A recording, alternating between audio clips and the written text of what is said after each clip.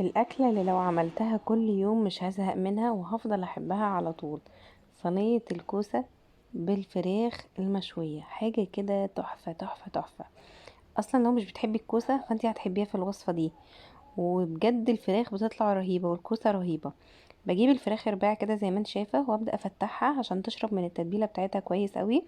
والورك اكسر العظم بتاعه عشان خاطر ما ياخدش معايا وقت في السوا، وتطلع الفراخ مشوية كويسة ودايبة. بصراحة بالطريقة دي بتطلع حلوة قوي. دي الكوسة بتاعتي، بجيب كوسة تكون وسط كده، مش صغيرة قوي ومش كبيرة قوي. معايا بصل، طماطم، فلفل اصفر وفلفل اخضر، ومعايا التوابل بتاعتي، ومعايا صلصة وملح. التوابل بقى بتاعتي عبارة عن ايه؟ عبارة عن فلفل وبابريكا مدخنة وشوية جنزبيل وقرفة وبهارات كاري وسبع بهارات وشوية زعتر. المجموعة دي كده مع بعضها بتديكي تيست رهيب جدا للفراخ. الفراخ بقى بتنزل التيست بتاعها ده على الكوسة، بتبقى حاجة رهيبة. بحب ان انا اطلع الكوسه من بره بالشكل ده. المقشره ديت عندي التضليع بتاعتها حلوه قوي. طب لو مش عندك المقشره دي تعملي ايه؟ بالمقوار بتاع الكوسه وتبداي ان انت تضلعي بيه كده زي ما انت شايفه، بس المقوار بتاخدي من عندك لبره. انما بالمقشره انا باخد من قدام عليا انا. يعني بيبقى بس الاتجاه مختلف، انت مع الاستعمال هتعرفي الاتجاه الاحسن ايه. انا بالنسبه لي المقشره دي احسن كتير خالص من المقوار، بس لو مش موجوده فالمقوار هيقوم بالواجب. بالنسبة بقى للبصل بتاعي، فاحنا هنجيب بصلاية، هنبدأ نقطعها شرايح صغيرة كده زي ما انتي شايفة. احنا بيبقى معانا بصلتين كبار. طبعا انتي ممكن تحطي اي حاجة انتي بتحبيها، ممكن تعمليها صينية خضار مشكل زي ما تحبي. انا بصلاية منهم قطعتها كبير كده عشان هحطها في الكبة واعمل بيها تتبيلة الفراخ، والبصلاية التانية قطعتها شرايح صغيرة زي ما انتي شفتي. بالنسبة للطماطم فاحنا برضو هنعمل كده في الطماطم، جزء من الطماطم هنقطعه كبير كده ونحطه في الكبة او الخلاط، والجزء التاني هنبدأ ان احنا نقطعه شرايح. انا حطيت البصل والطماطم اهوت زي ما انت شايفة كده في الخلاط، وبقية الطماطم بقى هبدأ ان انا اقطعها شرايح كده علشان هتتحط على الكوسة في الصينية.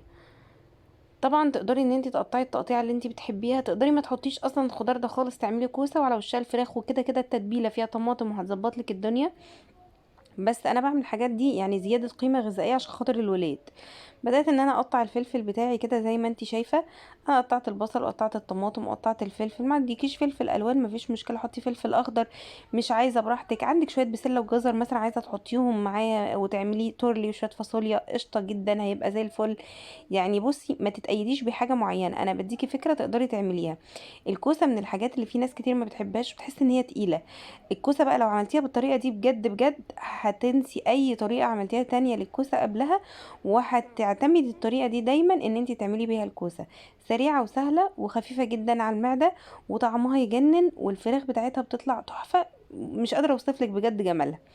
انا التوابل بتاعتي هقلبها كلها في بعضها كده. احنا زي ما احنا قلنا التوابل قرفة وجنزبيل وبهارات كاري وشوية بابريكا مدخنة وشوية زعتر وشوية فلفل اسود. هحط معلقة الصلصة بتاعتي كده زي ما انتي شايفة، ومعاها الملح كمان هحط شوية منه، والشوية التانيين هدعك بيهم البصلاية بتاعتي. وهحط كمان التوابل بتاعتي على البصله، وادعك البصله بتاعتي بالشكل اللي انت شايفاه ده عشان ناخد اعلى تيست من البصل ومن التوابل. ضربنا الخليط بتاعنا في الخلاط. طبعا حطيت عليه شويه ميه وضربته زي ما انت شايفه، وتبلت بيه الفراخ. يا سلام بقى لو انت جايبه الفراخ على بيات وتبلتيها وسبتيها في التتبيله ديت على بيات، هتبقى طبعا احلى واحلى. انا بصراحه ما تبلتش، يعني ما كانش قدامي وقت، فانا تبلت كده وانا شغاله واشتغلت على طول ودخلت الفرن، وبالرغم من كده طلعت ما شاء الله نتيجه ممتازه.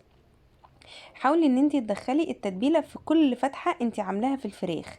يعني انت تفتحي الفراخ على قد ما تقدري وتدخلي في كل الفتحات عشان كل لحم الفراخ يشرب من التتبيله دي. بصي انا بحب اقطع الكوسه بالورب كده، تقدري تقطعيها التقطيعه اللي تناسبك. بس انا بحب يعني بحس التقطيعه دي كده شيك كده وظريفه وجميله ولذيذه.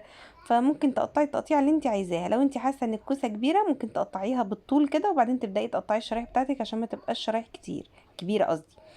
جبت يا ستي بقى البصل اللي انا دعكته بالملح والتوابل، حطيته وحطيت بقى الطماطم وهحط الفلفل. طبعا احنا ما عندناش رصه معينه، انتي وذوقك حطي اللي انتي عايزاه، وتعملي حجم الصينيه مناسب لعدد قطع الفراخ اللي انتي عاملاها، وكمان كميه الخضار اللي انتي عاملاها.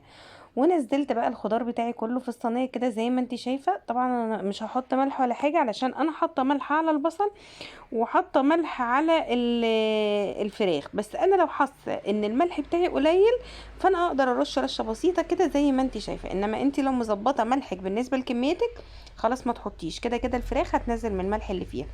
وبدات يا ستي ارص الفراخ كده زي ما انت شايفه في الصينيه، وهبدا ان انا احط التتبيله بتاعتهم عليهم علشان خاطر تنزل بقى على الفراخ والفراخ تشرب منها. هحط الاول شويه ميه كده، انا عايزه اقولك ان الصينيه دي بيطلع منها شويه صوص حكايه. بصي بقى، والتتبيله كده تتحط على وش الفراخ حاجه كده في منتهى اللذاذه. التتبيله دي طعمها اصلا رهيب، انت تقدري تعتمديها كتتبيله للفراخ المشويه عامه، اللي هو بصل وطماطم ومعلقه صلصه تضربيهم في الخلاط مع شويه ميه وعليهم التوابل بتاعتك. واي مشاوي حط لها شويه زعتر بتديلها نتيجه رائعه. وزعي التتبيله بتاعتك كويس قوي كده، والفرن بتاعي كان سخن على درجه حراره 220، دخلتها في الفرن من تحت وهي متغطيه. وبعدين بعد 10 دقايق كده او ربع ساعه هديت النار شويه وسبتها تستوي، وبعد ما استوت كشفتها وحطيتها تحت الشوايه طلعت بالشكل اللي انت شايفاه ده. بجد الطعم يجنن يا جماعه. اهم حاجه تكوني غاسله الفراخ بتاعتك كويس، تكون الفراخ بتاعتك اصلا نوعيتها كويسه عشان ما تحسيش منها باي زفاره. لو عجبتك الوصفه ما تنسيش تشتركي في القناه وتعملي لايك.